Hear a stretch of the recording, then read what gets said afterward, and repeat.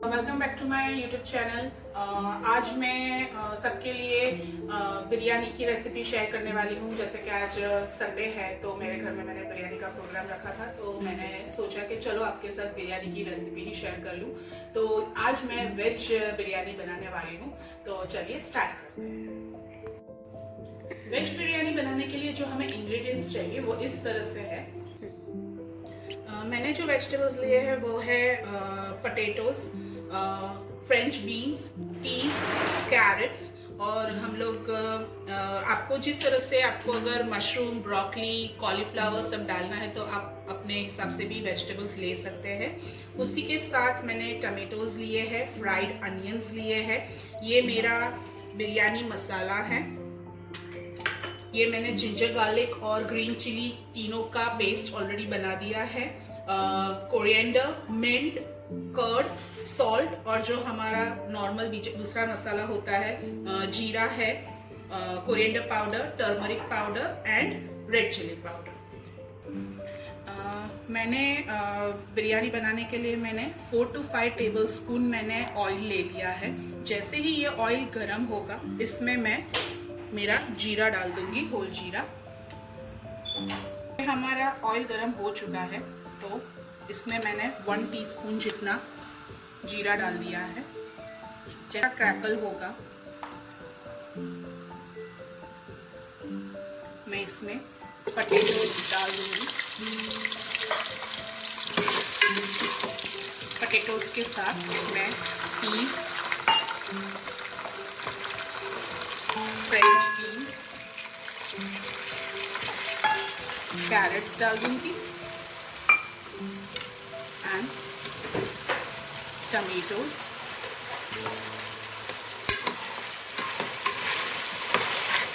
इसे मिक्स कर दूंगी।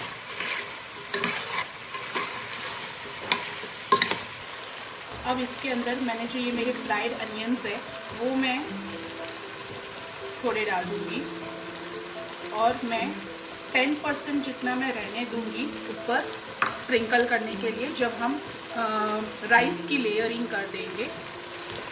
और अब मैं इसके अंदर मिंट लीव्स भी डाल दूंगी, कोरिएंडर, और जो हमारा बिरयानी का मसाला है वो भी मैं डाल दूंगी। और साथ में अभी के लिए मैं 1 टीस्पून जितना सॉल्ट डालूंगी। फिर मैं टेस्ट करके जिस तरह से लगेगा मैं उस हिसाब से सॉल्ट डालूंगी। अब मैं turmeric powder 1 teaspoon,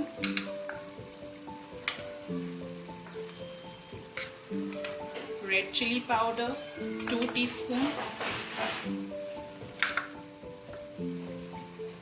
coriander powder 1 teaspoon,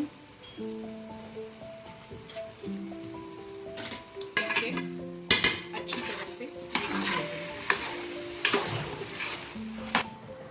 देंगे। मैंने जो पहले 1 टीस्पून जितना सॉल्ट डाला था तो मैंने दूसरी बार भी एक और 1 टीस्पून सॉल्ट डाला है।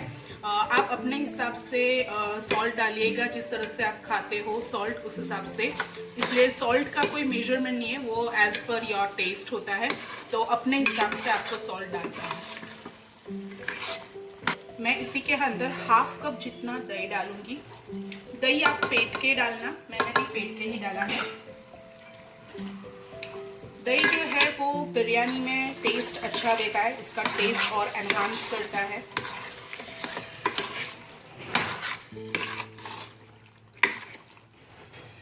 अब ये वेजिटेबल्स को हम ढक के इसे हम पकाएंगे।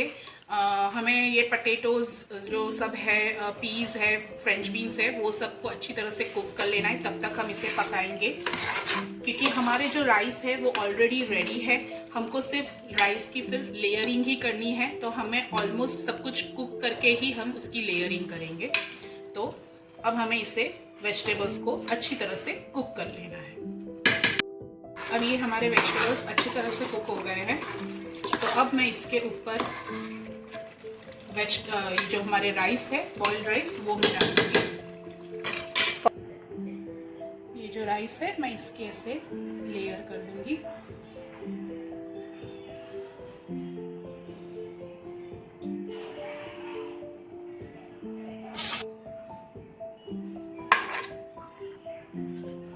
ये राइस को हम इस तरह से स्प्रेड कर देंगे।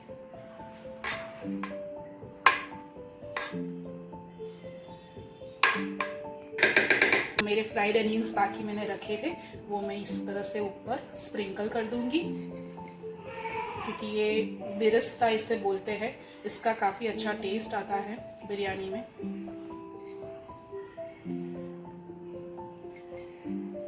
और जो कोरिएंडर है उसे भी मैं इस तरह से गार्निशिंग कर ये इसे स्प्रेड कर दूंगी इस तरह से।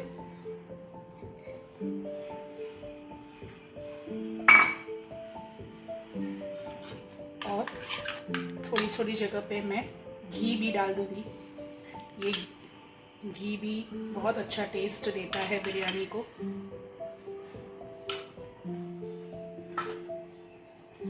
अब ये हमारा रेडी हो गया है। अब इसे हम सिर्फ 5 मिनट्स के लिए गैस पे रखेंगे ताकि एक लास्ट थोड़ा सिमर हो जाए और राइस और जो वेजिटेबल्स है वो थोड़ा सा एक दूसरे को बैलेंस कर दे।